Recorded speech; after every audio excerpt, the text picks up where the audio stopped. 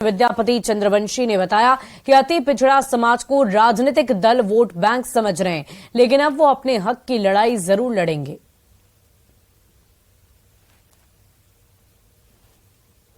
आम जनता पार्टी राष्ट्रीय अपने बूथ स्तर के कार्यकर्ता को प्रशिक्षित करने के लिए, चूंकि आगामी समय में आने वाले समय में बहुत निकट भविष्य में चुनाव है, प्रशिक्षित करने के लिए उन्हें 5 अगस्त को हम लोग कृष्ण मेमोरियल हॉल में बुला रहे हैं कि आज जो अति पिछड़ा समाज है, अति पिछड़ा समाज को वोट बैंक समझा जाता है, उसे च्युइंगम की तरह चबाया जाता है। इसलिए अति पिछड़ा समाज अब जागृत हो गया है, अपने हक के अधिकार को कैसे लेगा वो बखूबी जान गया है और ये लोकसभा के चुनाव में आपको देखने के लिए मिलेगा।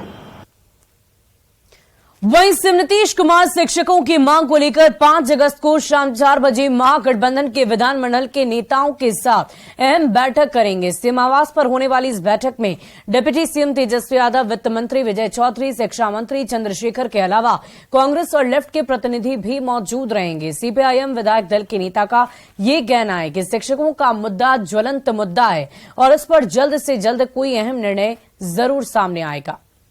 वो बर्निंग इशू है। 4.5 लाख शिक्षक हैं, उनके मुद्दे हैं, उनके सवालात हैं।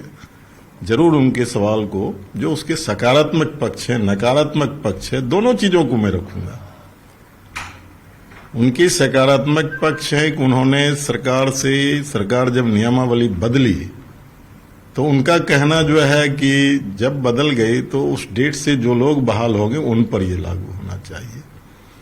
उनका लंबे समय से मांग रही है कि राजकर्मी का दर्जा दो। हमारा मानना है कोई रास्ता निकल जाएगा, क्योंकि 4.5 लाख शिक्षकों का सवाल है। वही नेता प्रतिपक्ष विजय सिन्हा सीएम नीतीश कुमार और आरजेडी अध्यक्ष लालू प्रसाद पर जमकर बरसे हैं। विजय सिन्हा ने दोनों को बिहार का महाठग बता दिया है। साथ ही ये भी कहा है कि बिहार के मुख्यमंत्री नीतीश कुमार के भविष्य कोई चिंता ही नहीं है और वो अपने बेटे तेजस्वी की चिंता में लगे हुए। विजय सिन्हा से बातचीत की है न्यूज 18 संवाददाता अमितेश सिंह ने।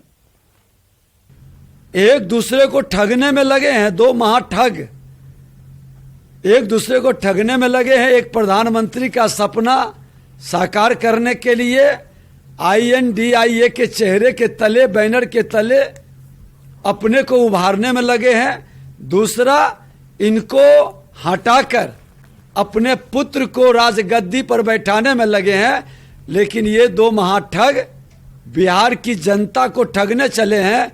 बिहार की जनता इन दोनों को इस ठगी का इनाम बहुत बेहतर ढंग से देगी। नीतीश कुमार जी अपने स्वार्थ महत्वाकांक्षा में जो भूल कर बैठे हैं, इनके क्षेत्रीय दल के राष्ट्रीय अध्यक्ष जो खेल खेल रहे हैं, इनको अगले बजट के पहले आभास हो जाएगा कि मैं न घर का रहा न घाट का रहा। पक्ष विजय सिन्हा का कहना है कि अगला बजट जो होगा बिहार का नीतीश कुमार पेश नहीं कर पाएंगे। राजद पूरी तरह से लगा। कैमरामैन अंकित के साथ अमितेश सिंह, न्यूज 18 दिल्ली। और देखिए, बिहार में मानसून की बेरुखी अभी भी कहीं कहीं पर देखने को मिल रही है। बारिश नहीं होने से किसान बेहद परेशान हैं। खेतों में धान की रोपनी अभी तक नहीं हो पाई है। खेतों में अभी भी दरार नजर आ रही है। धान का बीजड़ा पीला पड़ चुका है। मायूस किसानों से बातचीत की हमारे संवाददाता अमित कुमार ने।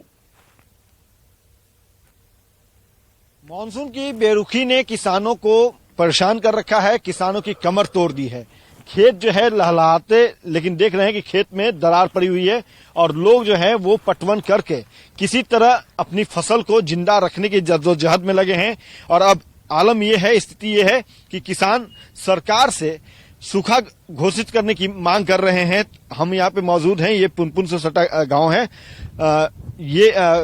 आप लोग क्या मांग कर रहे हैं? हम लोग कैसे करके खेती भी रोपे हैं तो खेत में पानी नहीं है। कितना खेत पड़ित पड़ा हुआ है। हम लोग का यही सरकार से निवेदन है कि हम लोग का सुखाड़ घोषित करें और हम लोग का कुछ मुआवजा दें।